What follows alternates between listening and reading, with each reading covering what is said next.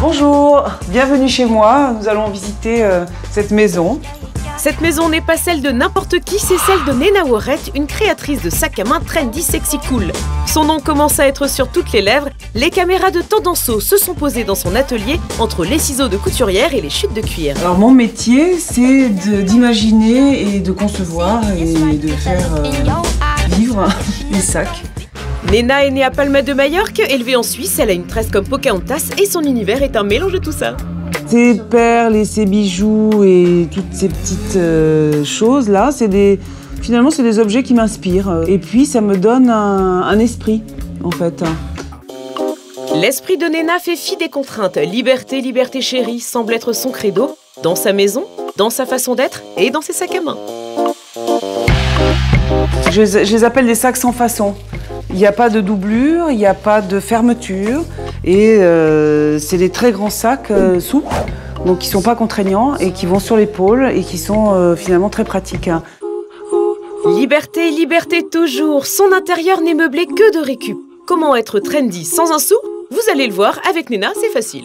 Alors nous voilà dans mon salon, qui est un doux mélange d'objets venus d'un peu partout. Des lampes chinées, héritées, trouvées, qui sont des choses anciennes, comme cette lampe-là, qui est une lampe faite à la main, qui vient des Indes et qui est faite en crochet. Cet objet-là me fait vraiment penser au film Star Wars, qui est un film que j'ai beaucoup aimé et qui m'inspire et qui me plaît dans l'idée d'un renouveau en fait.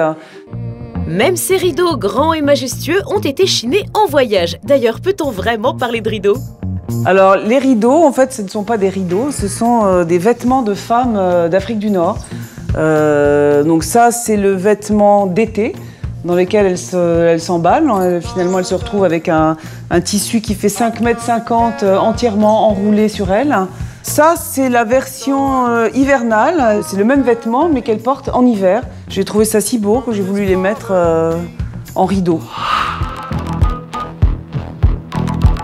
Pour Nena, hors de question d'acheter un objet neuf, même ses habits sont chinés. Voilà, un costume sur lequel j'ai flashé. Et en fait, ce qui me plaît là-dedans, c'est que c'est extrêmement graphique, que c'est noir et blanc et que ce sont des coupes assez très épurées.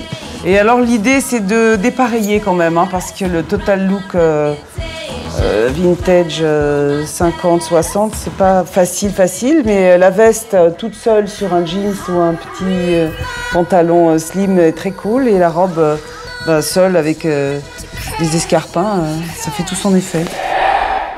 Et pour chiner ces objets vintage, Nena a ses bonnes adresses. Nous sommes à Neptune, à Montreuil, une friperie, une vraie. Sac à main, robe ou assiette, ici on a eu la bonne idée de tout classer par couleur. J'aime l'idée de la profusion et du rangement par thème, par couleur, par matière. Dans cette profusion, mieux vaut avoir l'œil averti. Oh voilà, des belles pochettes. Nena détecte immédiatement l'objet tendance. Impeccable, hein? Pour les fringues, c'est pareil, Nena a un sixième sens. Cette chemise-là, je la trouve certainement chez Chloé. Mais c'est juste que c'est un autre prix et cette idée-là aussi me plaît comme tendance, c'est-à-dire de se débrouiller pour être à la mode.